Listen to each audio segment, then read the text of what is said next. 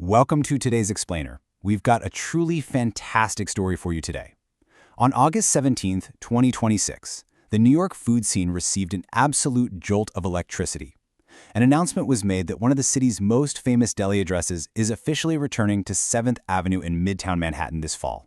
That's right, the legendary Carnegie Deli is coming back to the exact same block as its original location. The sign is already up, and let me tell you, the city is absolutely buzzing. But to really understand why this is sending shockwaves through the culinary and business worlds, we need to look at what exactly this comeback means. For nearly a decade, a massive piece of Midtown's soul was just missing. Think about what disappeared from that famous street corner. The glowing, iconic neon sign, the bustling crowds of tourists and locals just mingling on the sidewalk, and of course, those culturally massive, comically enormous pastrami sandwiches on rye. For 10 whole years, the authentic smell of that hot pastrami wafting down 7th Avenue was just gone. It wasn't just a restaurant that went missing, it was a sensory experience that literally defined an entire neighborhood. Okay, let's dive into this because Carnegie Deli didn't just open yesterday. It dates all the way back to 1937. For generations, it built a legendary reputation simply by serving huge, uncompromised sandwiches to Broadway stars, Midtown workers, and eventually, the whole world. It hit a pop culture peak when it was featured in Woody Allen's 1984 film Broadway Danny Rose, totally cementing its status as an immortal New York institution. But then came the heartbreaking closure in 2016. And now, exactly a decade later, we're looking at the 2026 return. It's a timeline that reads more like a Hollywood script than a restaurant business plan. Part 1. The 2016 closure. The end of an era? When the original location shuttered in 2016, it was a genuinely somber moment for the city. People didn't just casually say goodbye. They lined up for hours, literally wrapped around the block, during those final, bittersweet days just to get one last taste, one last photograph, and one last memory inside those walls. The physical restaurant was gone. But here is the critical twist in our story today. While the physical doors on 7th Avenue were locked and the dining room went completely dark, the business quietly and rather strategically survived. The brand wasn't gone. And that distinction completely changes how we look at what happened next. Part 2. Surviving beyond the restaurant. The evolution of a brand. So, what do you do when your world-famous flagship closes? Well, you evolve. We're entering a fascinating chapter here where the Carnegie Deli Company executed a brilliant pivot. They transformed themselves from a single legendary address in Manhattan into a highly diversified, far-reaching food brand. Just look at this strategy. They aggressively moved into retail products. They ramped up online sales. They established hospitality partnerships and set up seasonal locations. They leaned hard into brand collaborations, perfected direct-to-consumer shipping, and opened up wholesale and licensing opportunities. They basically took a localized restaurant that relied entirely on people walking through one specific door and turned it into a brand that could seamlessly travel far beyond the borders of Manhattan. And this brilliantly illustrates the genius of their pivot. Under the traditional model, customers have to come to the restaurant. If they don't walk in, you don't make a dime. But under the modern model, the brand comes to the customer. Carnegie Deli shifted from relying entirely on foot traffic to bringing their authentic experience directly to consumers wherever they happen to be. They effectively decentralized their own legend. And to show you just how successful this modern model became, let's look at some numbers. $205. Now, I want you to consider for a second, why would someone pay $205 for a 6-pound deli meat bundle ordered online? It's not just because they're hungry. It's because they're buying a packaged New York identity.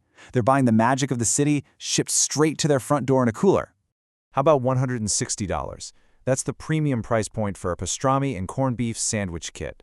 Again, you aren't just buying ordinary supermarket cold cuts here. The immense commercial power of the recognizable Carnegie Deli name allows them to sell an experience at a premium. They are literally selling a memory in a box. Even their desserts command incredible value. $99.95 for a simple 8-inch cheesecake. Customers gladly pay this price tag because they aren't just paying for cream cheese and sugar, right? They're paying for the Carnegie Deli story. They're buying a piece of that 1937 legacy to serve right at their own dining room table.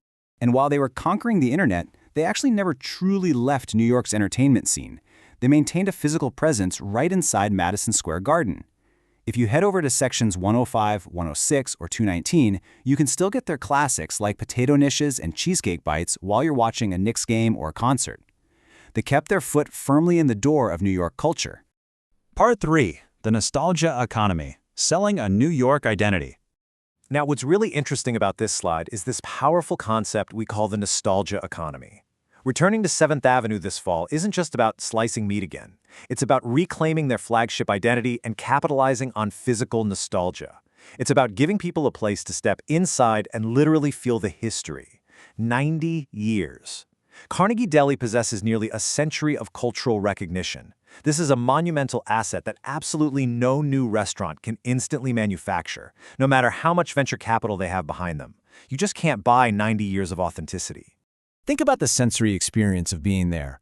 Walking through that door, seeing the sign, smelling the food, ordering that impossibly giant sandwich, and taking a photo before taking a bite. It allows a tourist or even a local to proudly make this powerful identity-driven statement, "I ate at Carnegie Deli." It's a badge of honor for sure. It's a cultural touchstone that says, hey, I experienced the real New York. Part 4. The Comeback Challenge. Memory versus reality. But let's slow down the pace for a moment. As powerful as nostalgia is, opening a restaurant in modern New York City is incredibly difficult no matter who you are.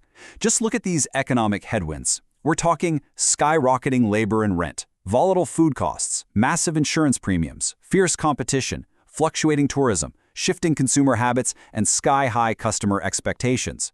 So the crucial point is that a famous name alone cannot solve these brutal realities. The brand might be bulletproof online, but the street-level economics of Midtown Manhattan are completely unforgiving. Memory is a very difficult competitor to go up against. Which poses the ultimate challenge. Can it feel authentic? They have to pull off a seemingly impossible balancing act. They must convince the loyal older customer who vividly remembers the golden days of the old Carnegie Deli that the spirit is completely intact, while simultaneously convincing the younger customer discovering it today for the very first time that it's actually worth their time and money. It can't just be a generic sandwich shop wearing a famous name tag. And that is why this fall's event is so deeply fascinating. It is not simply a reopening. It's a New York comeback. It's the physical centerpiece of a much broader, highly successful, diversified brand. It's the ultimate test of whether a deeply beloved New York institution can return from the ashes of a changing city and reclaim its rightful throne. The nostalgia is there. The brand recognition is undeniable. The sign is literally back up on 7th Avenue. But as they prepare to open those doors, we have to ask, will this legendary 90-year-old brand successfully capture the hearts of a completely new generation of diners? Can they serve up not just the pastrami, but the magic all over again? It's a story we will absolutely be watching. Thanks for joining us on this explainer, and we'll see you next time.